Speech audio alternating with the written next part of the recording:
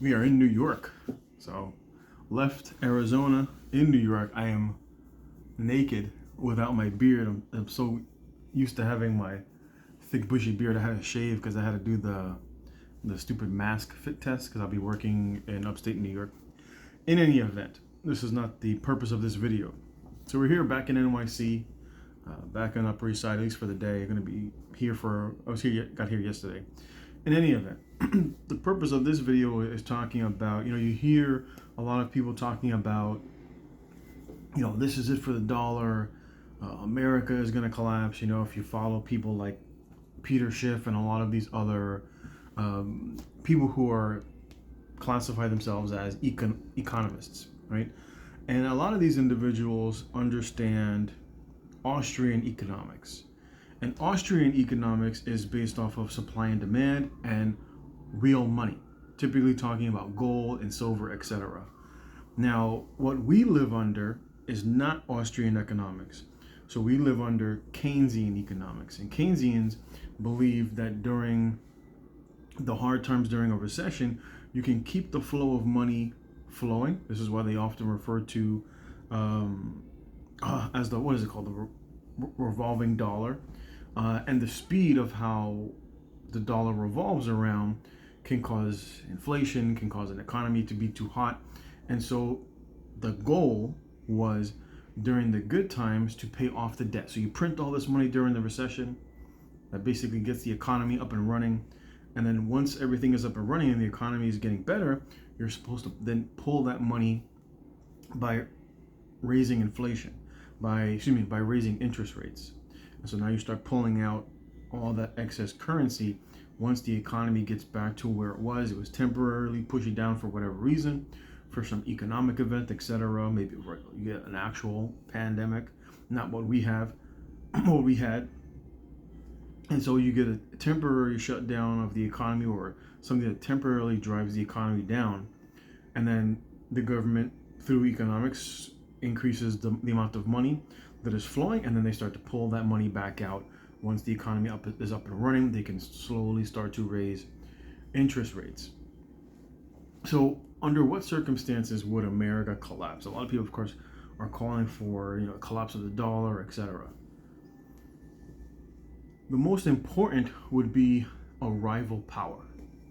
It's the only way that the United States would realistically be able to collapse. Or if enough of the smaller countries got together and band under several rival powers, then America would not have as much influence. Primarily because America is able to weaponize the dollar, like, for example, what you saw with Russia, right? Where America, in essence, kicked Russia off of the SWIFT system, which is basically the equivalent of, let's say, Chase Bank, unbanking you. We didn't like what you tweeted, so we're going to remove your bank account. Here's your money back.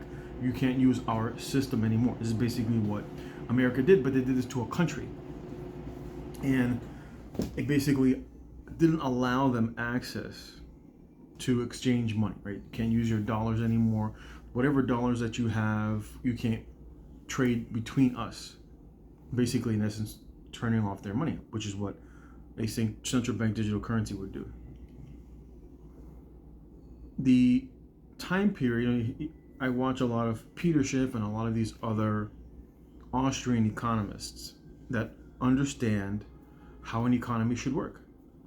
But what they often fail to consider, because you keep hearing them time and time again, a lot of these people that call for a collapse, and it's because what they often don't consider is the lengths of corruption that the government will go to keep their standard of living for them and their power, and of course for the people, because they look at things from the way an economy should run. And so when they see all these things going on, they're like, in their mind, they're like, this is damaging to the economy. Printing all this money, or you're gonna have all this inflation. But what they fail to forget, what they fail to take into consideration, of course, is America exports their inflation. So they give the money to all these people here in America, and then many of these other countries are forced to use the dollar. Just look at, for example, what is going on in Niger, between Niger and France, where Niger's like, we're basically forced to use all of the French currency because the French bring in their soldiers and they quote unquote trade with their currency, whatever the French use. And they're like, we can't do anything with this currency. They're just taking our products, they're taking our commodities, and they're giving us this paper that's shit. We can't do anything with it. And that's why you're seeing a revolt, because they're getting weaker. And so as the good times are so good, it causes the men to be weak. And so as the weak men eventually create the hard times, because people will then, who have been living in the hard times, will feel comfortable to revolt back. They'll feel comfortable in your weakness to be able to put up a revolt and fight back. And that's exactly what's happening in Niger. And that's exactly what's happening with China. That's exactly what's happening with Russia, where these countries that America and the West has artificially kept down now are more comfortable allying with each other. That's why you see all these different countries: Saudi Arabia, Colombia, Venezuela, Iran.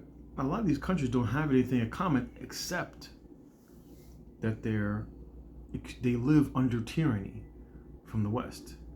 And that's the one thing and the most important thing that they have in common. That's why they're trying to band together.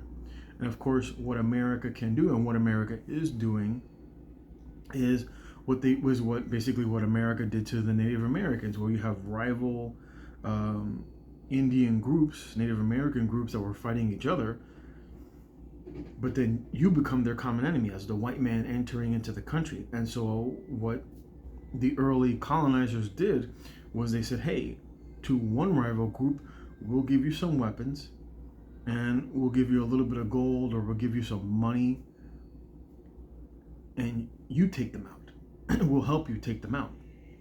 And so that's exactly what happened.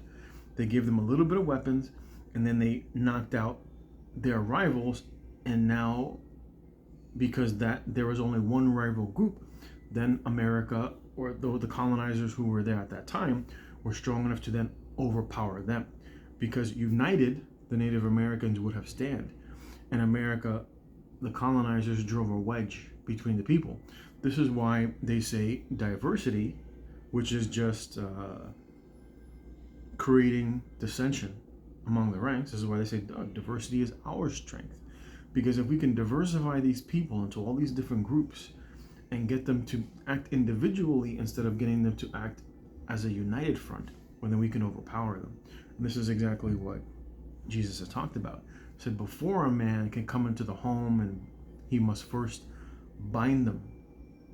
He must first bind them and separate them. This is basically, divide and conquer. It's just a tactic of divide and conquer. And so how would America be able to experience the sort of collapse that many people keep calling for, that are calling, the dollar's going to collapse? It would have to be where America would lose a war. And I don't mean against a small major power, like what was going on in the Middle East. You're fighting goat herders, and not what was going on in Vietnam, where you were fighting rice farmers, and they lost to the rice farmers. And this is why America's technology did not thwart Russia, because that's all that they realistically had. What people in other countries are afraid of are the superior warlike technology that America possesses. That is what people have always been fearful of. That's why they're watching Russia. And they're like, look, Russia is able to push back against the Ukraine army, even though they're given all of this funding and all of this weaponry from the most powerful nation. And you start to see countries like, for example, Niger, literally waving the Russian flag, like saying, hey, we're on your side. And you start to see other countries that want to ally with them. And in that environment where America loses a major war is where you could see the real collapse. It happened little by little, and then if they lost a major war, and there was an alternative to the dollar, or maybe they didn't have to necessarily be an alternative, but where the countries weren't afraid. This is what happened in Mexico, where the government, the president of Mexico, was petitioning to join BRICS. And this is where that politician said, maybe we need to go into Mexico to find out what's going on about this fentanyl, right? When everybody was complaining about all the fentanyl coming across the border, the government didn't give a fuck about it. Until Mexico said, hey, maybe we should join BRICS too. And then the government was like, because if push comes to shove and we can't get our stuff from China, well then we're going to get our low wage productivity from Mexico. Mexico will be our slaves like they do with China. Basically what they do with China, you will build our products and we'll hand you pieces of paper as a trade. And this is how we as Americans are able to live this elevated lifestyle. It is fundamentally at the expense of all these other nations that get pushed down into poverty.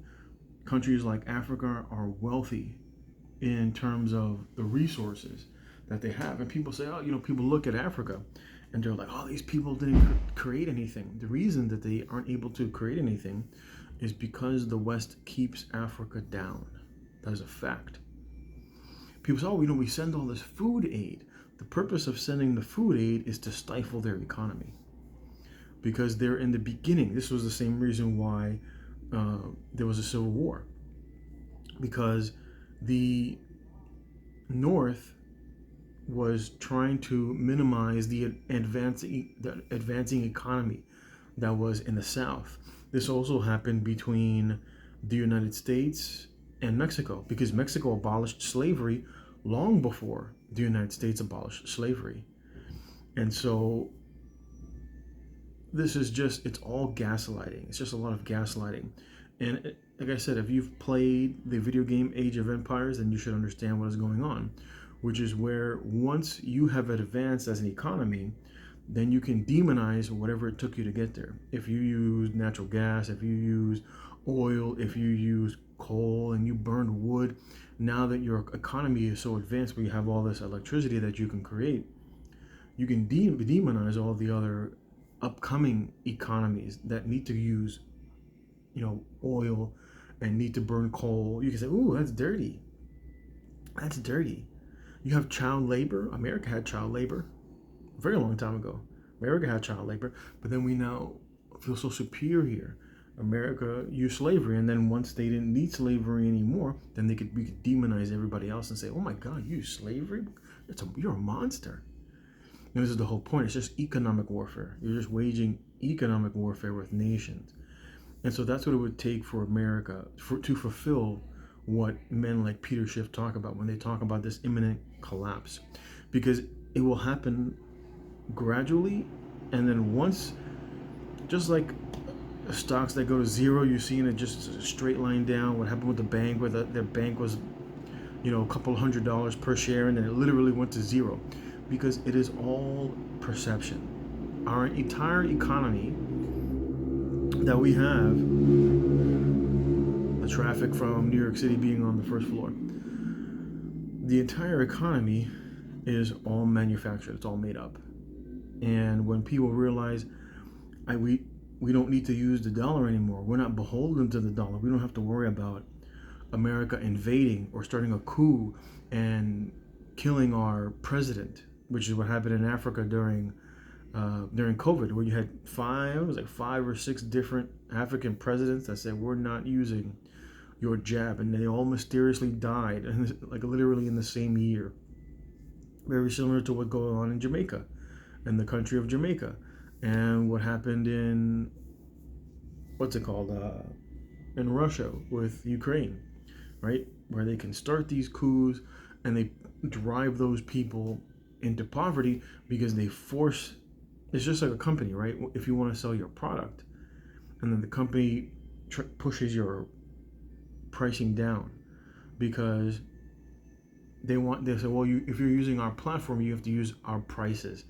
And so people are like, well, hopefully we'll make it up on the volume, because these companies become so big. And this is exactly what happens with many of these countries, where they're forced to sell not at what the market price should be, but at what America dictates. And as a result, it causes poverty in many countries. And of course, America exports their inflation, so it causes inflation in those countries. The poverty that we should be experiencing is experienced by the people who live in countries that manufacture the products that we make, that we buy. Excuse me. The countries that make the products that Americans buy are the people who experience the inflation and the poverty that is meant for America. And when that goes away, when people realize we don't have to do business in the dollar anymore, you'll see the dollar go up and then straight down. It is the evident reality of all fiat currencies, and all empires eventually disappear as they become too big, too strong. Right? They think shit is sweet and it's always going to be this way until it's not. And that's basically when you'd see the words of a Peter Schiff or any of these other economists that are talking about a collapse. It would happen where the other countries realize that America is no longer the big boy in the room, and we don't have to do what you say. Think about it from Europe's perspective.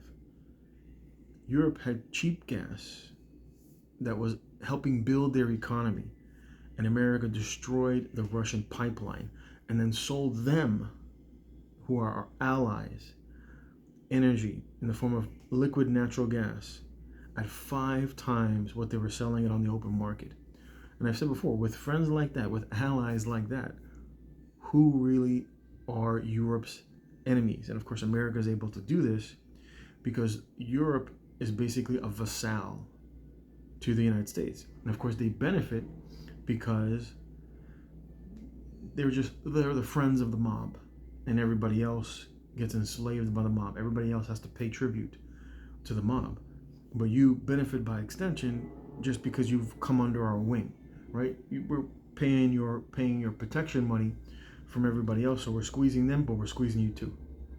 So we're squeezing the normie people, but we're squeezing you, and you're paying us protection money so that we don't squeeze you too hard, and you get to enjoy a little bit. Is basically what you have in communism. This is why I've said that we live under a global communist socialist regime, and it's been this way longer than any of us have been alive, because the most important tenet of Marxism is a central bank, and central banking has been around for quite some time, longer than any of you watching this video have been alive. Central banking got started, was one of the most important tenets of Karl Marx, and about 70% of all countries have a central bank, because I care not who makes the laws, as long as I can control the currency. And I'm going to leave it. This video is getting long. Feel free to leave your comment below, like, comment, and subscribe, and I'll check you next time.